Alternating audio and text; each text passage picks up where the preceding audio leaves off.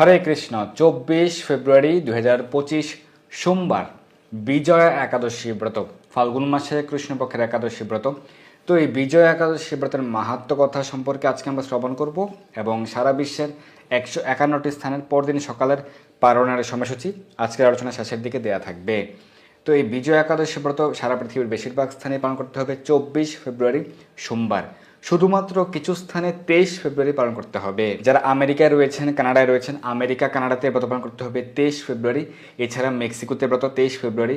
এছাড়া দক্ষিণ আমেরিকার ক্ষেত্রে কয়েকটি দেশে যেমন পেরু, কলম্বিয়া, চিলি এবং গায়ানা, এই দেশগুলোতে ব্রত পালন করতে হবে 23 ফেব্রুয়ারি। এছাড়া সারা পৃথিবীর বাদবাকি সকল স্থানেই ব্রত পালন করতে হবে 24 ফেব্রুয়ারি সোমবার। যারা ভারতে রয়েছেন, বাংলাদেশে রয়েছেন, এশিয়া মহাদেশের সকল দেশে, মধ্যপ্রাচ্যের সকল দেশে, অস্ট্রেলিয়াতে, ইউরোপের সকল দেশে এবং আফ্রিকাতে ব্রত পালন করতে হবে 24 ফেব্রুয়ারি। এবং দক্ষিণ আমেরিকা মহাদেশের ক্ষেত্রে ব্রাজিল এবং আর্জেন্টিনাতে ব্রত 24 ফেব্রুয়ারি। তো অবশ্যই আপনারা সকলে এই বিজয়া একাদশী ব্রত পালন করবেন। এবং বিজয়া একাদশীর পরে রয়েছে মহাশিবরাত্রি ব্রত। সেটি হয়তো কেউ 26 তারিখ পালন করবেন যারা শৈবগণ রয়েছেন, কিন্তু কৃষ্ণ ভক্তগণ বা কৃষ্ণ মতে যারা রয়েছেন তারা 27 ফেব্রুয়ারি মহাশিবরাত্রি ব্রত পালন করবেন। তো এই ক্ষেত্রে এই একাদশী ব্রত, শিবরাত্রি ব্রত সকল বিষয় বিবেচনাপূর্বক যারা কৃষ্ণ প্রসাদ ভুজি নন বা যারা নিরামিষ ভুজি নন, এই ক্ষেত্রে চেষ্টা করবেন এই পুরো সপ্তাহ জুড়ে নিরামিষ অন্ন বা কৃষ্ণ প্রসাদ গ্রহণ করার। একাদশীর আগের দিন থেকে শুরু করে শিবরাত্রি ব্রতের পরদিন পর্যন্ত পুরো সপ্তাহ জুড়ে, অর্থাৎ কমপক্ষে 23 তারিখ থেকে শুরু করে একদম 28 তারিখ পর্যন্ত চেষ্টা করবেন কৃষ্ণ প্রসাদ পক্ষে নিরামিষ অন্ন গ্রহণ করার। এবং শিবরাত্রি ব্রত কিভাবে পালন করতে হবে, এই ব্রতের মাহাত্ম্য কি এবং রাত্রিকালীন যে পূজার সময়সূচি সহ সকল যে আলোচনা এবং কিভাবে পূজা অভিষেক করতে হবে, বিস্তারিত আলোচনা এবং সকল বিধি নিয়ম মন্ত্রাবলী সময়সূচি থাকবে আমাদের এই চ্যানেলেই আপনারা দেখে নিতে পারেন। তো অবশ্যই সকলে এই বিজয়া একাদশী ব্রত পালন করবেন। এই একাদশী ব্রতের নামকরণ থেকে আমরা দেখতে পাই যে বিজয়া একাদশী ব্রত, যারাই এই একাদশী ব্রত পালন করবেন তাদের সকলের বিজয় লাভ হবে, সকলের জয় লাভ হবে। আপনারা এই জড়জগতেও সকল কার্যে সকল ক্ষেত্রে জয় লাভ করতে পারবেন এবং পরবর্তীতে আপনারা পরবর্তী জীবনে ভগবদ্ধামে প্রত্যাবর্তন করতে পারবেন। এটি হচ্ছে মানব জীবনের সবথেকে বড় বিজয়, সবথেকে বড় প্রাপ্তি। মানব জীবনের উদ্দেশ্য হচ্ছে আমরা যেন সকলে ভগবদ্ধামে প্রত্যাবর্তন করতে পারি। এবং নিজে ভগবান হওয়া সত্ত্বেও স্বয়ং ভগবান রামচন্দ্র তিনি নিজে এই একাদশী ব্রত পালন করে তিনি জগৎ জীবকে শিক্ষা প্রদান করেছেন। আমরা দেখতে পাবো যে এই বিজয়া একাদশী ব্রতের মাহাত্ম্য থেকে যখন বগদালব্য ঋষি তিনি কিন্তু ভগবান রামচন্দ্রের মহিমা কীর্তন করেছিলেন, তিনি বলেছিলেন যে এই একাদশী ব্রত পালন করলে সহজেই সীতা উদ্ধার কার্য সম্ভবপর হবে। তিনি বলেছেন যে আপনি পুরাণ পুরুষ, আপনি স্বয়ং ভগবান, আপনি পরমেশ্বর ভগবান, আপনার পক্ষে কিছুই কিন্তু অসাধ্য নয়, কিন্তু আপনি নিশ্চয়ই জগৎজীবকে শিক্ষা প্রদান করার জন্য এইভাবে আচরণ করছেন। তো সেই কারণে ভগবান রামচন্দ্রের প্রত্যেকটি আচরণ কিন্তু এই জগৎজীবের জন্য অত্যন্ত শিক্ষণীয় এবং সেই কারণে তাকে বলা হয় মর্যাদা পুরুষোত্তম ভগবান। তিনি কখনোই মর্যাদা অতিক্রম করেননি, তিনি সর্বদা মর্যাদা রক্ষা করেছিলেন। তিনি নিজে আচরণ করে এই জগৎজীবকে শিক্ষা প্রদান করেছিলেন। তো এই যে বিজয়া একাদশী ব্রত অত্যন্ত মাহাত্ম্যপূর্ণ, এর মাহাত্ম্য স্কন্দ পুরাণে উল্লেখ রয়েছে। চলুন আমরা এই ব্রতের মাহাত্ম্য কথা শ্রবণ করি এবং এই আলোচনা শেষের দিকে সারা বিশ্বের 151টি স্থানের পালনের সময়সূচি দেওয়া থাকবে। স্কন্দ পুরাণে এই একাদশীর মাহাত্ম্য বর্ণনা করা হয়েছে। মহারাজ যুধিষ্ঠির ভগবান শ্রীকৃষ্ণকে বললেন, হে ভগবান পুরুষোত্তম, হে বাসুদেব, ফাল্গুন মাসে কৃষ্ণপক্ষের একাদশীর মাহাত্ম্য অনুগ্রহ করে আমাকে বলুন। ভগবান শ্রীকৃষ্ণ বলেন, হে যুধিষ্ঠির, এই একাদশী বিজয়া নামে পরিচিত। এই একাদশী সম্পর্কে একসময় দেবর্ষি নারদ স্বয়ম্ভু ব্রহ্মাকে জিজ্ঞাসা করেছিলেন। তিনি এই প্রসঙ্গে যা বলেছিলেন তা আমি এখন তোমাকে বলছি। এই পবিত্র পাপদূরকারী ব্রত মানুষকে জয়দান করে বলে এই ব্রত বিজয়া নামে প্রসিদ্ধ। পুরাকালে শ্রীরামচন্দ্র 14 বছরের জন্য বনে গিয়েছিলেন। সীতা ও লক্ষ্মণের সঙ্গে তিনি পঞ্চবটী বনে বাস করতেন। সেই সময় লঙ্কাপতি রাবণ দেবী সীতাকে করে সীতার অনুসন্ধানে রামচন্দ্র চতুর্দিক ভ্রমণ করতে থাকেন। তখন জীবনের শেষ অবস্থায় যে জটায়ু ছিলেন, সেই জটায়ুর সাথে তাঁর সাক্ষাৎ হয়। জটায়ু রাবণের যে সীতাহরণের বৃত্তান্ত রামচন্দ্রকে জানিয়ে তিনি তার দেহ প্রয়াণ কার্য সম্পন্ন করেন। এরপর সীতা উদ্ধারের জন্য বানররাজ সুগ্রীবের সাথে তিনি বন্ধুত্ব স্থাপন করেছিলেন। ভগবান রামচন্দ্রের কৃপায় হনুমান লঙ্কায় গমন করেছিলেন। সেখানে অশোক বনে সীতাদেবীকে দর্শন করে ভগবান রাম প্রদত্ত অঙ্গুরীয় বা আংটি তিনি তাকেও অর্পণ করেছিলেন। ফিরে এসে রামচন্দ্রের কাছে লঙ্কার সমস্ত ঘটনার কথা ব্যক্ত করেন। তো যখন হনুমানজি তিনি যখন অশোক বনে গিয়ে তিনি সীতাদেবীকে খোঁজ করছিলেন যে কোথায় রয়েছেন মাতৃদেবী, কিভাবে আমি সীতাদেবী খোঁজপ্রাপ্ত হতে পারি, তিনি প্রথমে কোথাও কিন্তু খুঁজে পাননি, তিনি তন্ন তন্ন করে খুঁজেছিলেন।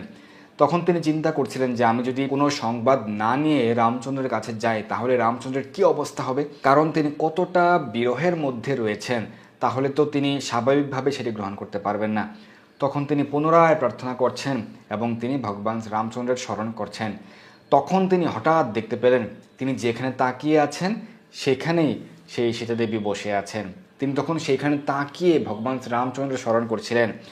যখন তিনি জয় শ্রীরাম উচ্চারণ করছিলেন, ভগবান শ্রীরামচন্দ্রের স্মরণ করছিলেন, তখন ভগবানের নামের কৃপায় তিনি সীতাদেবীর সাক্ষাৎ লাভ করলেন। কিন্তু সীতাদেবী কিভাবে বুঝতে পারবেন যে হনুমান হচ্ছে ভগবান শ্রীরামচন্দ্র প্রেরিত দূত? তো সেই কারণে ভগবান রামচন্দ্র যে আংটি, অঙ্গুরীয় বা আংটি হনুমানজির কাছে প্রদান করেছিলেন, সেই আংটি তিনি দেখিয়েছিলেন। ভগবান শ্রীরামচন্দ্রের ব্যবহৃত আংটি, যেটি দেখে সীতাদেবী বুঝতে পেরেছিলেন, চিনতে পেরেছিলেন যে তিনি হচ্ছেন ভগবান শ্রীরামচন্দ্রের প্রেরিত দূত, এবং কিভাবে তাকে উদ্ধার করা সম্ভব হবে এই সম্পর্কে জানার জন্যে বা পূর্ণরূপে নিশ্চিত হওয়ার জন্যই তিনি তাকে পাঠিয়েছেন।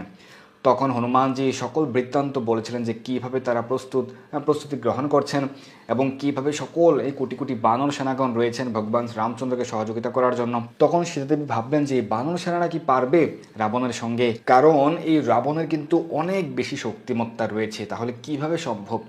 তখন হনুমানজি তিনি নিজেকে অত্যন্ত বড় করতে, বিস্তৃত করতে করতে তিনি বিশাল বড় করলেন এবং তখন তিনি বলেন যে হে মাতৃদেবী, হে মাতা, আমি হচ্ছি ভগবান রামচন্দ্রের সকল সেনাবর্গের মধ্যে সব থেকে ক্ষুদ্রতম। তাহলে আমার যদি এই শক্তিমত্তা থাকে তাহলে আপনি একবার বিচার করুন যে ভগবান রামচন্দ্রের এই পুরো বাহিনীর মধ্যে কতটা শক্তিমত্তা রয়েছে। তো দেখুন, এভাবে নিজেকে বিস্তার করে, নিজেকে বিশাল করে তিনি নিজেকে ক্ষুদ্র জ্ঞান করেছিলেন। কেন? তিনি সীতা মায়ের যে ভয় রয়েছে সেই ভয়কে দূর করার জন্য। তো যদি আমাদের অনেক বেশি শক্তি থাকে, আমাদের অনেক বেশি ক্ষমতা থাকে, তাহলে সেই ক্ষমতার কীভাবে প্রয়োগ করা উচিত? অন্যের ভয় দূর করার জন্য, অন্যকে ভয় দেখানোর জন্য নয়। আমার ক্ষমতা, আমার শক্তি আমি অন্যকে ভয় দেখাবো না, সেটি কিন্তু শিক্ষা দেওয়া হয়নি। আমাদেরকে শিক্ষা প্রদান করা হয়েছে যেন আমরা অন্যের ভয় দূর করতে পারি আমাদের সকল শক্তিমত্তা, আমাদের সকল ক্ষমতা দিয়ে। তো সেখান থেকে ফিরে এসে রামচন্দ্রের কাছে লঙ্কার সমস্ত ঘটনার কথা হনুমান ব্যক্ত করেন। হনুমানের কথা শুনে রামচন্দ্র সুগ্রীবের পরামর্শে সমুদ্র তীরে যান। সেই দুস্তর সমুদ্র দেখে তিনি লক্ষ্মণকে বলেন, হে লক্ষ্মণ, কিভাবে এই অগাধ সমুদ্র পার হওয়া যায় তার কোনো উপায় খুঁজে পাচ্ছি না। যদিও তিনি স্বয়ং ভগবান, কিন্তু তিনি আমাদেরকে শিক্ষা প্রদান করছেন, কারণ তার প্রত্যেকটি আচরণ হচ্ছে আমাদের জন্য অনুপ্রেরণা, আমাদের জন্য শিক্ষণীয়। উত্তরে লক্ষ্মণ বলেন যে হে পুরুষোত্তম, সর্বজ্ঞাতা আদিদেব আপনি, আপনাকে আমি কি উপদেশ দেব? স্বয়ং মূল সংকর্ষণ, স্বয়ং বলরাম, যিনি এই ত্রেতালীলায় লক্ষ্মণ রূপে, তিনি ছোট ভাই রূপে এসে তিনি ভগবান রামচন্দ্রের সেবা বিধান করেছিলেন। তিনি বললেন যে আপনি পুরুষোত্তম, আপনি সর্বজ্ঞাতা, আপনি আদিদেব, অর্থাৎ আপনার পূর্বে কেউ নেই, আপনি অনাদির আদি। তাহলে আমি আপনাকে কি উপদেশ দেব? তবে বগদালভ্য নামে একজন মুনি এই দ্বীপে বাস করেন। এখান থেকে 4 মাইল দূরে তার আশ্রম রয়েছে। হে রাঘব, আপনি সে প্রাচীন ঋষি শ্রেষ্ঠকে এর উপায় জিজ্ঞাসা করুন।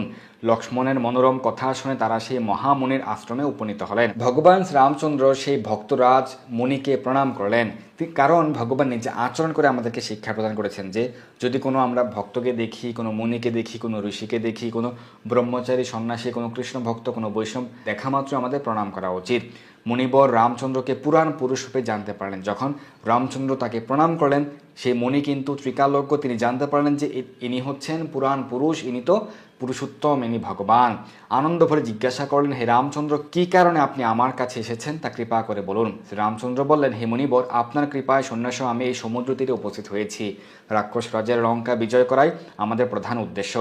যাতে এই সমুদ্র উত্তীর্ণ হতে পারি তার উপায় জানবার জন্য আমরা আপনার কৃপা প্রার্থনা করি। তখন মুনিবর প্রসন্ন চিত্তে পদ্মলোচন ভগবান শ্রী রামচন্দ্রকে বলেন, হে রাম, আপনার অভিষ্ট সিদ্ধির জন্য যে শ্রেষ্ঠ ব্রত করণীয় আমি তা বলছি। ফাল্গুন মাসে কৃষ্ণপক্ষের বিজয় নামক একাদশী ব্রত পালনে আপনি নিশ্চয়ই সৈন্যসহ সমুদ্র পার হতে পারবেন। এই ব্রতের বিধি শ্রবণ করুন। বিজয় লাভের জন্য দশমীর দিন সোনা, রূপা, তামা অথবা মাটির কলস সংগ্রহ করে তাতে জল ও আম পাতা দিয়ে সুগন্ধি চন্দনে সাজিয়ে তার উপর সোনার নারায়ণ মূর্তি স্থাপন করবেন। একাদশীর দিন যথাবিধি প্রাতঃস্নান করে কলসের গলায় মালা চন্দন পরিয়ে উপযুক্ত স্থানে নারকেল ও গুবাক দিয়ে পূজা করবেন। গুবাক মানে হচ্ছে সুপারি। এরপর গন্ধ, পুষ্প, তুলসী, ধূপ, দীপ, নৈবেদ্য ইত্যাদি দিয়ে পরম ভক্তি সহকারে নারায়ণের পূজা করে হরিকথা কীর্তনে সমস্ত দিন যাপন করবেন। রাত্রি জাগরণ করে অখণ্ড ঘি প্রদীপ প্রজ্বলিত রাখবেন। দ্বাদশীর দিন সূর্য উদয়ের পর সেই কলস বিসর্জনের জন্য কোনো নদী, সরোবর বা জলাশয়ের কাছে গিয়ে বিধি অনুসারে পূজা নিবেদনের পর তা বিসর্জন করবেন। তারপর ওই মূর্তি কোনো বেদজ্ঞ ব্রাহ্মণকে দান করবেন। এই ব্রত প্রভাবে নিশ্চয়ই আপনার বিজয় লাভ হবে। তো মুনিবর জানতে পারলেন যে ভগবান রামচন্দ্র হচ্ছেন স্বয়ং ভগবান পুরাণ পুরুষ, কিন্তু তিনি এই জগৎজীবকে শিক্ষা করার জন্য যেহেতু ভগবান এই লীলা করছেন, তাই আমাদেরকে শিক্ষা প্রদান করার জন্যই তিনি রামচন্দ্রের নিকট ব্যাখ্যা করার মাধ্যমে তিনি সমস্ত জগৎবাসীকে এই শিক্ষা প্রদান করেছিলেন, এই নির্দেশনা প্রদান করেছিলেন। তো এইখানে যেরকমভাবে পূজা অর্চনা উল্লেখ রয়েছে সেটি অত্যন্ত কঠিন বলে মনে হতে পারে, এটি আমাদের জন্য সম্ভবপর নাও হতে পারে, কিন্তু আমাদের কি করা উচিত?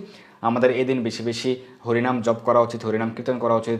আমাদের নিত্য পূজা আমরা যেরকমভাবে করি, বাড়িতে ভগবানের নিত্য সেবা পূজা আদি করবেন, তুলসীতে জল দান, তুলসী পরিক্রম প্রভৃতি করবেন, ভগবান চরণে তুলসীপত্র পুষ্পাঞ্জলি অর্পণ করবেন, আরতি করতে পারেন, ঘৃত প্রদীপ দিয়ে আপনারা ভগবানকে আরতি করতে পারেন, যাদের পক্ষে সম্ভব রাত্রি জাগরণ করতে পারেন। রাত্রি জাগরণ করে আপনারা হরিনাম জপ, হরিনাম কীর্তন বা শাস্ত্র অধ্যয়ন করতে পারেন।